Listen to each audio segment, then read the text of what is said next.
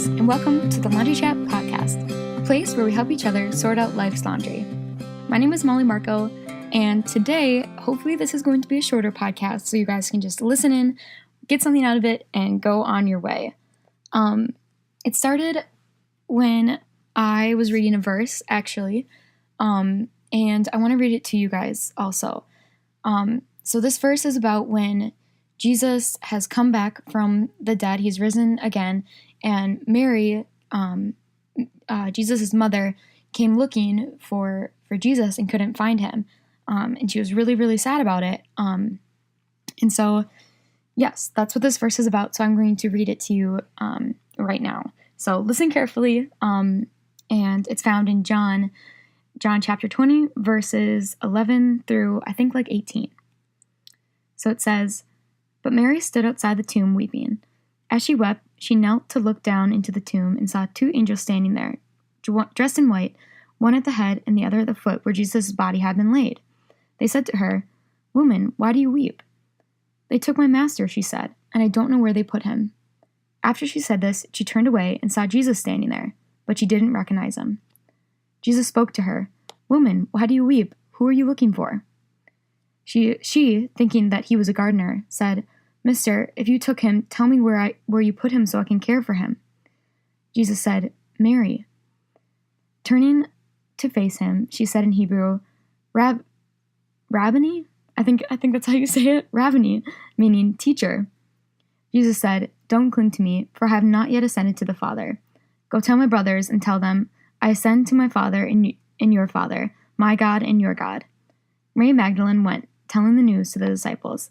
'I saw the Master,' and she told them everything he had said to her."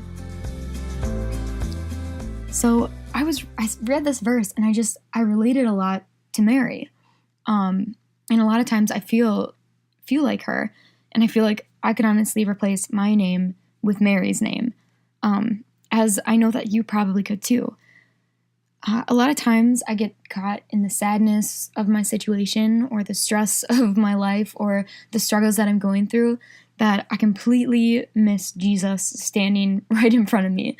And I think it's so funny that Mary thought that he was a gardener, and that because Mary, that was her own son and she didn't even recognize him. So how much more easy is it for us to not recognize Jesus when he's standing right in front of us? I also like that Jesus asked Mary and said, "Who are you looking for?" Because in this situation, Jesus would have known that Mary was looking for him. But he still asked her this. And I really like that, because I think that just like us, Jesus knows that deep down, he knows what we're looking for. He knows that we're looking for him. He knows that is what our heart really needs and longs for. But I like that he asks, because he knows that we're finding himself in other things. We're fulfilling the need that only Jesus can fulfill in other things like parties and relationships and drinking and drugs and accomplishments and Instagram and compliments and all of these things. We're looking for Jesus there versus the Jesus that's standing in front of us and inside us, ultimately. So yeah, I've just been kind of thinking of who am I really looking for? Am I really looking for Jesus, or am I trying to find Jesus in other things? And I think a lot of it, comes down with recognizing that Jesus is what you need. And it's hard because the things of this world are there. And I think just like Mary, I think it had to have been hard to know that Jesus is going to go, ascend back into heaven. And yeah, it's just hard. It's hard. I guess I've been thinking about this too a lot, is that, a thing that I feel like I've been looking for instead of Jesus is pride, in a way. My friend Jenna, she in a sermon at church, they had talked about that a lot of people fail to start habits or to, break old ones because once they make one good step, they take pride in that and they think that they can do it all on themselves, all on their own. They get off the medication, or they, skip group, or they, they think they got it handled. They stop going to church or something. They stop asking for help. They stop reading books on it. And then eventually, because they think they can do it all on their own, they stumble and they fall. And they go right back to the same habits that they were before. And I was thinking about this myself because, there was this period in my life recently where I was just really self-conscious. I didn't think that anything I made was good enough. I wasn't sure what my voice was. I wasn't sure how to use it. And I was able to, I eventually, found Jesus through that again, and, kind of clung to him and, heard what he was telling me about myself and what he wanted me to do. And all of a sudden things got better and I felt alive again. I felt like I found my purpose. But just recently, these past couple of days, I've realized like it had been 3 days since I wrote in my journal. Like I was basically like looking in a mirror instead of looking at Jesus.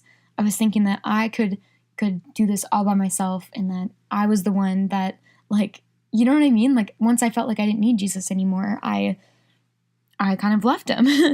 And so yeah, another part that I like about this story is that Jesus doesn't force us to recognize him. In the story, he doesn't say, "I'm Jesus." He says, "Mary," or he says, "Molly," or he says, "Ashley," or he says, "Tom," or he says, "Sophie," or he says, whatever your name is, he says your name. He doesn't say, "I'm Jesus, here I am." At least in the story, he says, "Mary." And, I just like that he allows us the freedom to recognize him when we finally do, and I think another cool part of the story is that he has the best news. When we finally recognize him, he tells us, that he is alive and that he's right next to you, and that he has been the whole time. That, all that time Mary thought he was a gardener, like wondering where Jesus was, he was right there. Through when she was weeping about it, when she was just devastated, Jesus was right there and alive. And he is alive and with us today, just the same. So yeah, I've been thinking about this story a lot, and I thought it would be a cool thing to tell you guys or to verbally explain. And I wanted to end with this verse. It's found in Psalm 16:8, and it says, sorry, I can't read my handwriting. Here we go. "The wise counsel God gives us when I'm awake is confirmed by my sleeping heart. Day and night, I'll stick with God. I've got a good thing going, and I'm not letting go." So as you go through your day, as you go through your week, I just hope that you start recognizing Jesus, that you recognize that he's right next to you and that he is truly everything that you need. He will be what helps you sleep at night and what helps you get through your day. So yeah, don't mistake him for a gardener because he's a lot more than that. All right, you guys, I'm going to go. And yeah, I just wanted to thank you for listening again. I'll hopefully see you next week. So far, these Wednesday podcasts are doing pretty good. I'm staying on track. So yeah, I can't wait to see you next Wednesday. And yeah, I just love you guys. I'm so grateful that we're friends. Yeah, and I can't wait to talk next time. Bye.